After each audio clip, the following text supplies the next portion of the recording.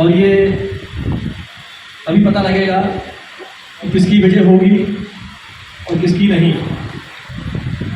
लेकिन मैदान में जंग करने से पीछे नहीं हटना चाहिए। और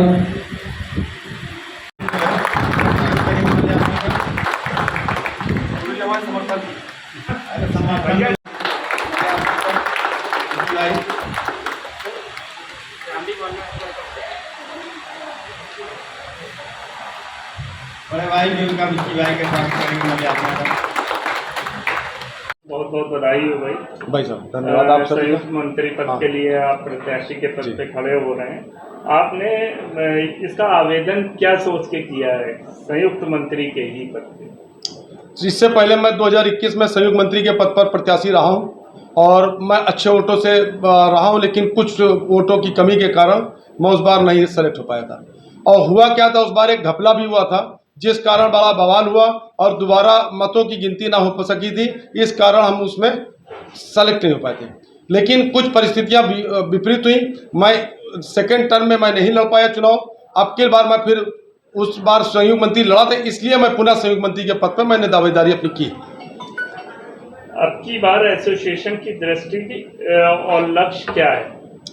संयुक्त या सेंट्रल वार में एक नहीं अनेकों समस्याएं अधिवक्ताओं की हैं, जिन समस्याओं से अधिवक्ता जूझ रहा है। कई बार जैसे सीएससी बिल्डिंग यहाँ पर से आवंटन किया गया, लेकिन सीएससी को टुकड़े टुकड़े में बांटने का लगातार प्रयास कर रहा है। कभी भी वो नहीं चाहता है कि हम लोग एक हो, यूनाइट हो।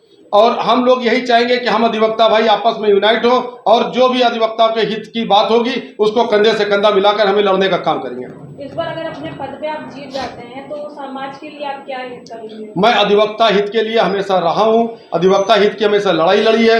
मैंने कभी भी अधिवक्ता के विरोध में कोई काम नहीं किया है। मैं यही चाहूँगा, जो जाम की स्थिति सेंट्रल बार में बनी हुई है, कभी भी अधिवक्ता अगर कहीं 2 नंबर हाई कोर्ट गेट से आता है तो उसको एंट्री नहीं मिल पाती है। इतनी पार्किंग की व्यवस्था अव्यवस्थित है कि वो अदालत पहुंचते पहुंचते उसको आधे घंटे लग जाते हैं। कई बार स्थिति होती है।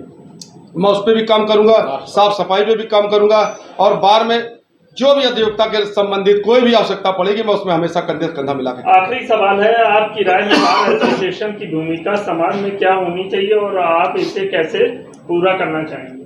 देखिए, अधिवक्ता वो स्तंभ है जो देश के लिए चौथा स्तंभ कहलाता। अधिवक्ता हर समय देश के लिए कहीं कोई जरूरत पड़ती है तो हमेशा खड़ा रहता है, हमेशा न्याय दिलाने का काम करता है अधिवक्ता, और उसको ही अपने लिए न्याय के लिए लड़ना पड़ता है कहीं पर भी अधिवक्ताओं के लिए। और आज की डेट में एडवोकेट प्रोटेक्शन एक्ट जिसकी डिमांड हमेशा अधिवक्ता करता है, कभी भी एडवोकेट प्रोटेक्शन एक्ट पर सरकार गंभीर नहीं हुई है।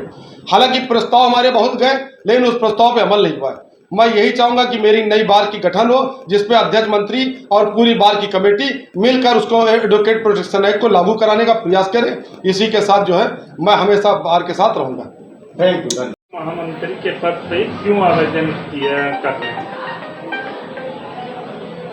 प्लीज काट दिए कि आप अधिवक्ता हैं, बुद्धिजीवी हैं और आज अपना बहुमूल्य समय निकालकर आप वीरेंद्र सिंह विक्की जी के लिए यहाँ उपस्थित हुए हैं।